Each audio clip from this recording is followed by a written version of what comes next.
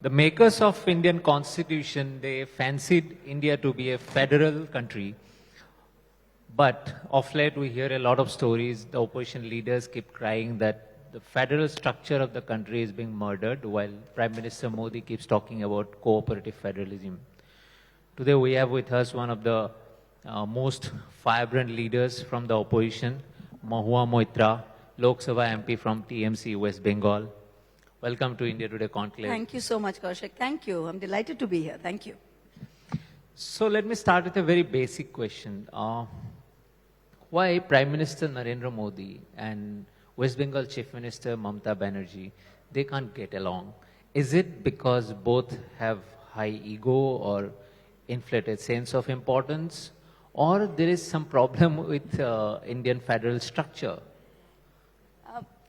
I think when we're looking at the Prime Minister of a country and the Chief Minister of a state, within the parameters of a federal structure, then if you become Prime Minister of India, you will obviously be a strong personality.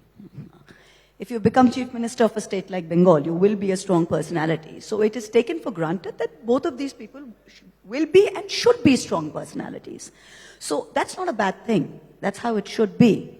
But within a federal structure, I don't think that the friction or the tensions arise from personal attributes or personal traits or things like ego. It is the basic structure of the sort of federation, the union of states, that is right from day one been open to interpretation. If you think about what B.R. Ambedkar said, and he said that when he said the draft constitution is meant to be both unitary and federal, depending upon time and circumstance. So this was a very kind of flexible federalism that we had right from day one. When we talk of federalism in India, it is not something that was set in stone. So even the founders, the drafters of our constitution, meant it to give it some area of flexibility. And they said that, Ambedkar also said that it is surprising that how unitary our structure can become. So obviously when different people come to power at the center, they are using these powers of flexible federalism to push boundaries, and that's when the trouble starts. So let's start at something very basic. You can look at economic federalism, you can look at administrative federalism, and you can look at political federalism. Now it is very possible to have a large degree of political federalism and yet have strong economic and administrative control of the center. They can both coexist quite nicely. I mean, if you look at, say, YSR and the BJP there, they have political federalism, but at the same time, administrative and economic is flowing quite nicely from the center. So that is possible. But if you look at, otherwise, if you look at, in 2014, that was, I would say, as we knew it, federalism's first big blow came in 2014, when the Planning Commission was done away with. For 65 years, we had the Planning Commission, which basically dealt with the disbursement of grants on a consensual agreement basis to the states. So when Mr. Modi came in, the government did away with the Planning Commission, brought in the Niti Aayog. What did we have before that? We had the Gadgil formula. According to the state's GDP, per capita income of the state, population of the state, that's how the plan's allocation would be done. Now the Niti Aayog comes in, what happens? It's based on discretion. So whenever you have grants or assistance based on discretion, then the trouble starts. So what, in the last sort of, I would say 5 years or 4 years or even 3 years, especially during the pandemic, the center frankly has had a very bad fiscal run. Huge mismanagement, they've got their back to the wall. So what do? They squeeze the states. They increase cess, where the states get no thing. They've increased cess. As far as GST revenues are concerned, they are not paying the states on time, which is the biggest problem that has happened.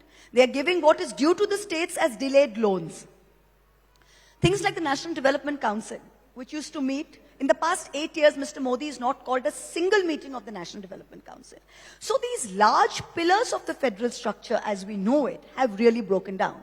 So when something like this happens, obviously states like Bengal, which are owed something like 74,000 crores in dues, we're going to have to stand up and say, when you are increasing state share of all the center and state programs, be it PMGSY, be it PMAY, be it all of them, then obviously, and you're not paying your share on time and you're blackmailing the states, that there's going to be pushback.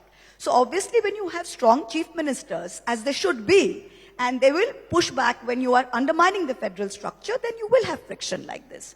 So I'm sorry for a long answer, but it is a long answer. I take your point, but as you rightly mentioned about YSR, and we do not need to go far, next to West Bengal is Odisha, and there is also a strong chief minister who has been there for 2 decades. And we don't see that kind of conflicts that happen between West Bengal and center. And you talked about economic federalism, but we see most of the conflicts around police force, administrative federalism, the use of agencies, whether it's CBI or state government protecting certain police officer. I want to know what's this obsession with police force, whether it's the center, say for instance, running the Delhi government, Delhi police force, or the West Bengal police force under Mamata Banerjee. Is it because the control over the police force gives the right to control the opposition leaders because they can be sent to jail or they can be intimidated? And both are at fault. Means I have instances of West Bengal government also using it and central government also using the same force. It's a very good point. Again, there are let's divide it into two. One is the center is trying to overstep its boundaries in a very large way by legislating on issues on which they have no business legislating. So it's not just, if you look at the UAPA, for example, which, where people can come in and individuals can be designated as terrorists. Central forces can come in without seeking permission of the state's DGP, go in and take action within a state's territorial limits, which is something that was not allowed ever. Law and order is a state subject, you have to seek permission. So when you pass laws, they have a brute majority in parliament, so you have legislated on issues like that. You have legislated on issues, for example, as just last time when they brought in the Delhi Municipal Corporation Reorganization Act, which is a state subject. They've brought in the 3 farm laws, which was agriculture, a state subject. So over and over again, you have seen when it comes to state subjects that they're overthinking their boundaries. But the issue with the BJP is that it is okay if a government is deriving its power from its elected majority. This government wants to also assert its power not just over your vote, but over what is inside your head. So to do that, they have to do what in Hindi they call darana dhamkana. Bas chalo isko thoda dara ke dhamka dete. So what they'll do is, they will call someone into a police station. They won't arrest you. They can't keep you more than 8 hours in a police station. They let you go after 6 hours. But the process of calling you into a police station for 6 hours, keeping you waiting, acha thoda chai pijiye, thoda ye kijiye, sawal kijiye, kyun tension lete, all of that. So as far as normal law-abiding, basic law-abiding citizens go, this instills a sense of fear. So when you use police force to instill a sense of fear, then in addition to elected majority, you are also trying to get this majority to follow you due to an atmosphere of fear. And I think that's what the obsession with trying to control police forces is. Because even when you run a state, who is the most, in my district, I don't need the chief minister on a daily basis, if you know what I mean. If I've got a small problem, I don't call the chief minister. I need my OCs.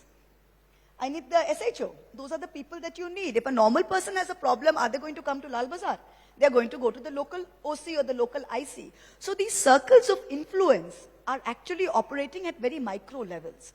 And that is what the BJP wants to control now, which is why law and order for them has become very important.